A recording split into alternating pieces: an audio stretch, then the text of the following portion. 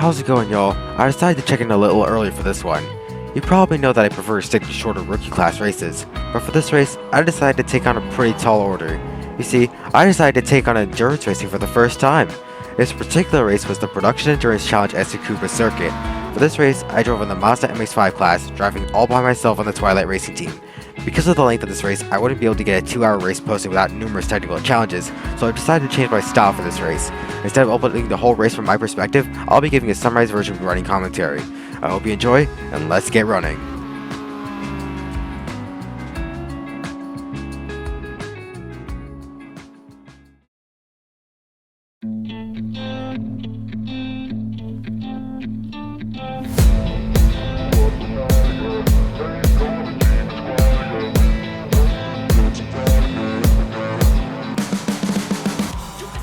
As the lights go out, I find myself behind after the Toyotas up ahead struggle to gain speed.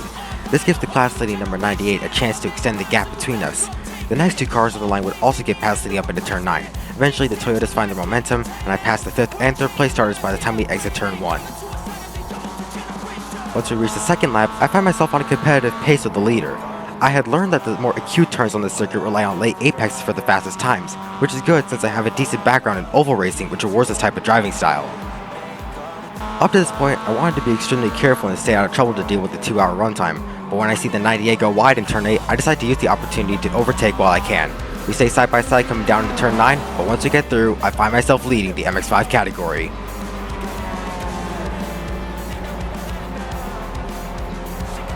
After this, I quickly realized that I'm able to keep up with some of the slower Toyotas, but I still stayed back because they're not my competition. I would hold the lead until lap 7, when the number 4 Toyota has a crash coming out of turn 4, collecting 2 other Toyotas. That created a literal chicane right ahead of me, but I was able to go past without any incident. This, however, gave the lead to the number 2 car. I would have assumed that I would need to close the gap on my own, but coming through turn 9, not even one lap later, the number 16 Toyota looks down the inside to try to get around him. The Mazda tries to go inside, the two of them make contact, and the Mazda spins out. I found myself back in the lead until we got to turn 1, where the 98 got past me. I stay firmly tucked in behind him, but I also now have pressure from the number 73 car behind me. We would remain in this arrangement until lap 12, when the 98 moves to the outside lane to let a faster Toyota get past. I see an opportunity to make my move, I get the run coming out of turn 9, stay alongside coming to turn 1, and once I get through, I'm back to the MX-5 class lead.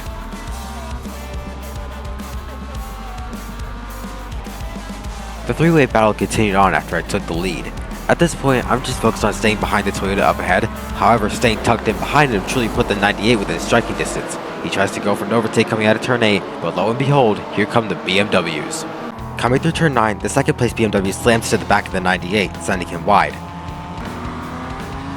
After giving way to a few more faster cars, the 98 has caught back up to me, and the 73 car is still in tow. After a few more laps though, the 73 started to fall back a bit, leaving just me and the 98 in tandem. However, on lap 30, I found myself having to avoid a stopped BMW coming out of turn 1. I nearly lose the car as I go through the grass, and the 98 reclaims the lead. Over the next few laps, I would be able to keep up with the 98, but a large wave of faster traffic widened the gap between us. It seemed as though I would need to put down some monster runs to catch back up to the 98.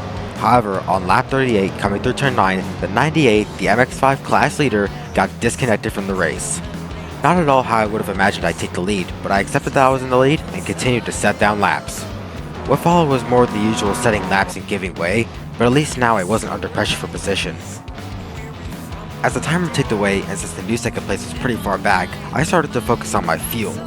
Ultimately, I decided to stay out for as long as I could, which would be until lap 49 when I came in for 4 tires and fuel.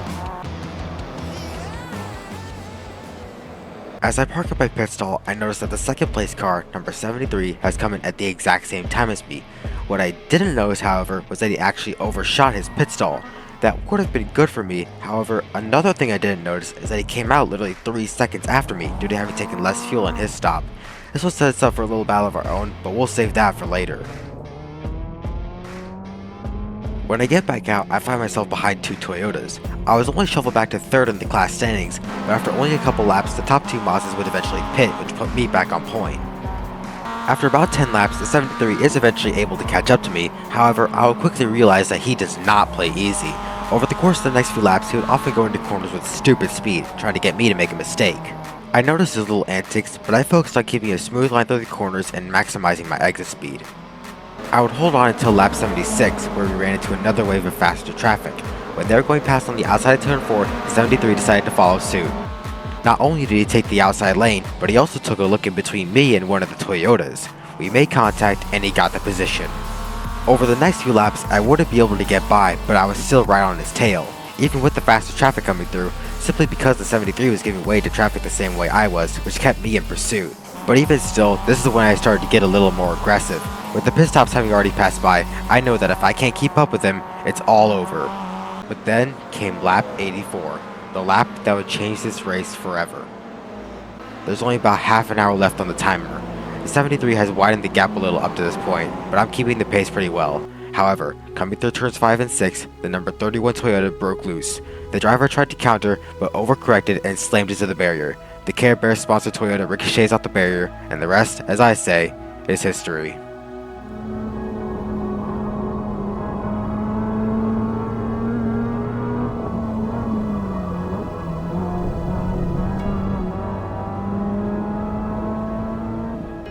The Toyota bounces off the wall, right into the path of the 73 car. What ensues is a violent crash that takes out both contenders. This collision happened right in front of me, with the 73 not even half a second ahead of me. In a split-second decision, I decided to go into the grass to avoid the crash. I could not believe what I just saw.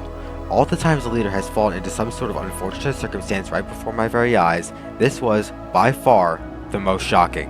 After witnessing this crash, I started getting a bit paranoid. I firmly believed that I would go through some sort of incident that would ruin my race.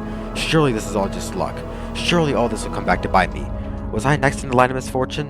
All I could do for the remainder of the distance was to just stay focused and get the car back around.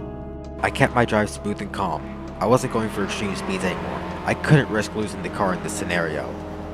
I was leading, but I was still not convinced that I would win this race. Fortunately for me, the MX-5s further back were lapped cars. This allowed me to take it easy and calm my nerves a little. From here on out, I did everything I could to stay out of trouble, letting fast classes pass by, backing off from large packs, and keeping all four wheels on the asphalt. I kept running my race, setting down laps, all while the timer was still ticking down. But eventually, after lap 111, 27 laps since I crashed, I came across the line, first place in the MX-5 class. Once I crossed that line, I immediately lit up off the throttle. I wasn't celebrating as much as I was catching my breath. After I took the slowdown lap at a much more tame 45 miles per hour, I went back into the pits, and the race was over.